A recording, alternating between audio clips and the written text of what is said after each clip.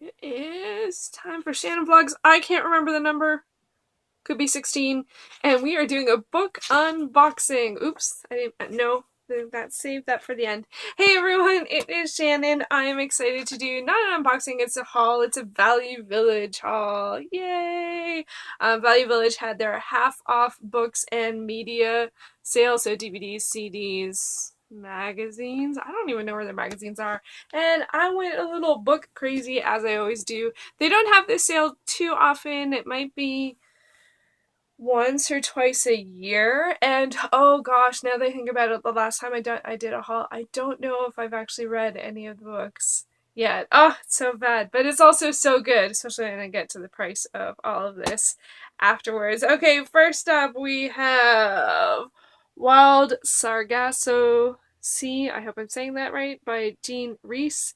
This is on the those books list. I wasn't quite sure if it was when I was in the store, and but it is, so I'm glad. It's also very thin, so that was like yay. And there was actually two copies, two different versions available, and it was hard to decide because both of them had some stuff going on inside them. And this time, this one, I picked the one there was some highlighting.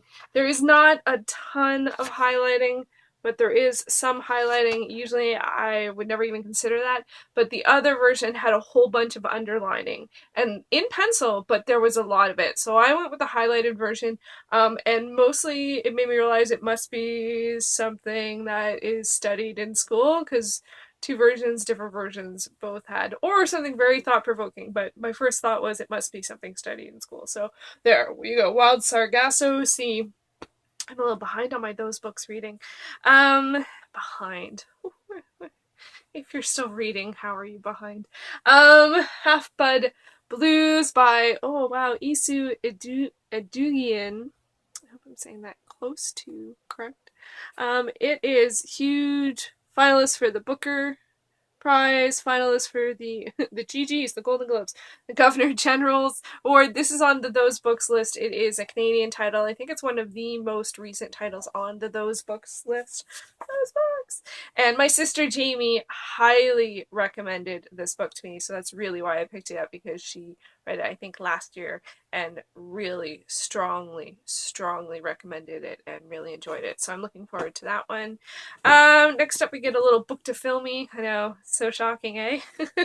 The Best of Me. This is actually the movie by Nicholas Sparks. It's the movie time version coming to theaters this fall, and it even has pictures in the center from the movie, which I didn't notice when I bought it. I haven't seen this.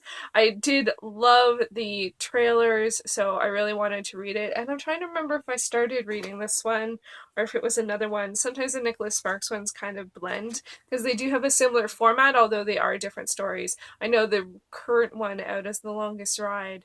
I think I actually wanted to start reading the next one, the one that's coming out next year. Anyway, hopefully I'll get to The Best of Me first. Next up, The Light Between Oceans by M.L. Stedman. I did get this out of the library. It was a crazy long list, but I only got a chance to read the beginning enough to see whether or not I wanted to read it. So I was thrilled when I saw this at the library. It is a bit dinged up, the cover is a bit bent, but I don't really care. I'm really happy. I've been wanting to read this one for quite some time now, so yay! Next up, The Motel Life by Willie Vlotton. Now this is a book to film adaptation as well. The film version is on Netflix, and I have been thinking about reading it, not reading it, thinking about watching it, and then I keep on thinking, oh, maybe I'll read it, but I don't know if this is available during at the library or not, so I think that might have been the stumbling block there. Anyway, the shocking thing about this one is that it has been written in extensively. Like the drawings are from the book, but someone wrote throughout, sort of almost like the first half of this, all throughout the book. And normally I would never consider picking something that had all of this, right? Like, because I don't write in books at all. I don't highlight.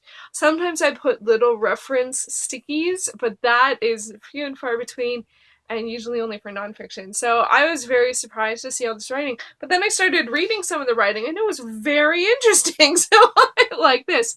Dewy beads of water collected in the folds of his papery skin. They seemed to tap out a Morse code like dancers' feet. As they fell, I gathered as they fell and gathered, I thought of cloud animals and wanted to run my finger through like a lure in the water, hoping to snag something not seen from the surface. Like, that's awesome! Totally beautiful. And so it's going to be interesting to try and read the book and then not read the writing, or maybe I'll read the book and read the writing. I don't know if it was inspired by this. I don't know if this person didn't have any paper with them and just writes in books while they're out and about. I have no idea. But I'm fascinated by the combination of the actual book and then someone's writing inside the book. There's no name. I have no idea if it's related to the book, if it's not related to the book, no clue. So fascinating, fascinating. It'll be an interesting experience to get to read both if I read them separate. Let me know what you would do. Would you read them like in tandem? Or would you read the book first and then the writing, or the writing and then the book? And would you ever consider buying a book that had writing in it? I didn't think I would, but this one caught my eye. Another book that's got sort of pictures and writing. Doesn't the writing but it's all from the author, I assume. Douglas Copeland's Life After God. I'm trying to remember if, depending on when this came out, I might have sold a bajillion copies of this book. I remember when I was working in bookstores, Douglas Copeland was like I think it was Generation X that everyone was really freaking out after. And so this is after that. And it's got short little sort of vignettes. But it's a story. It looks like it's a story.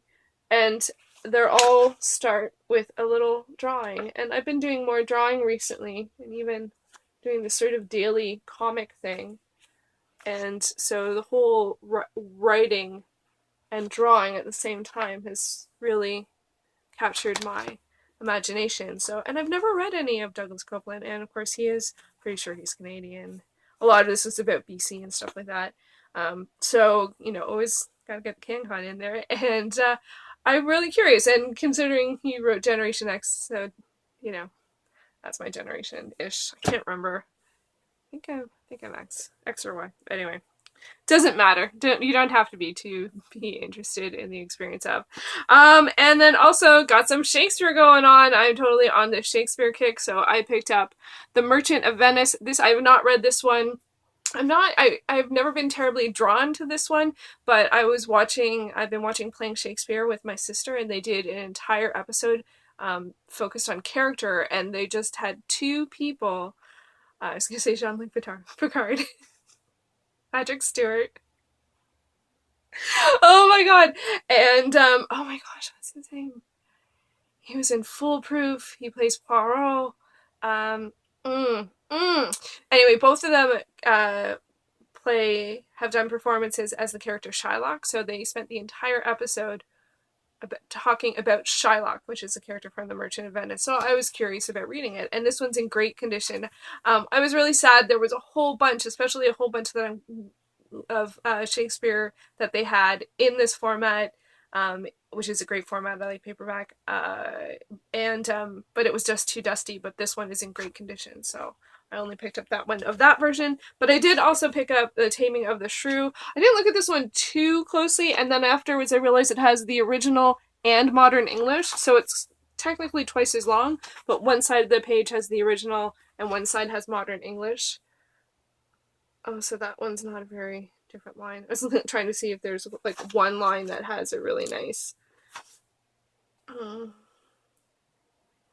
I, and he'll tame her. Yes, if he'll tame her. As opposed to and, changing to if. Anyway, so that's... I'm trying to think of a better one. No.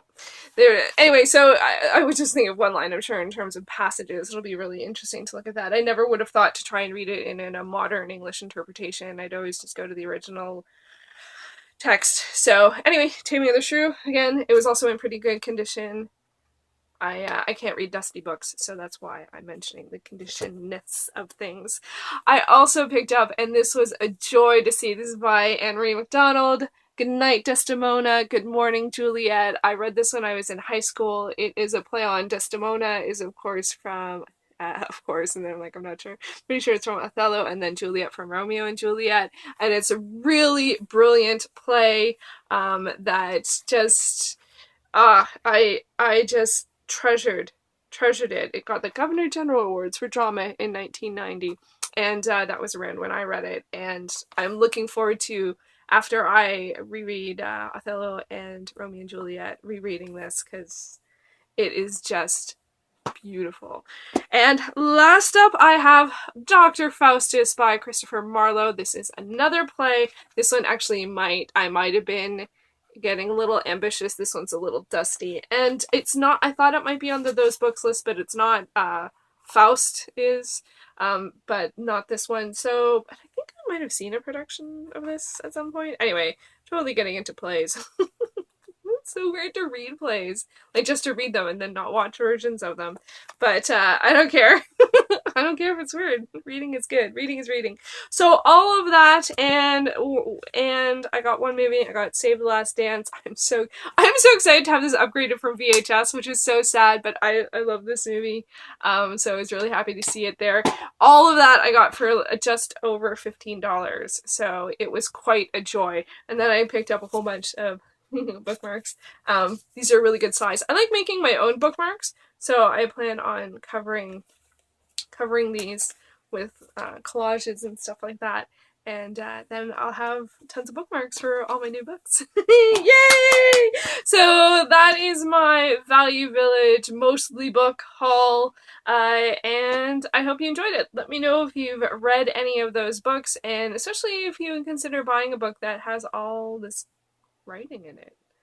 What's that about? Have you ever done that? Would you donate a book that you wrote in? That's also actually, I find, one of the odder things. Would you donate a book that you had written a whole bunch of stuff in? Maybe they didn't remember they wrote it. Maybe they gave it away. I don't know. It's fascinating. It's fascinating. All right. Thanks so much for watching.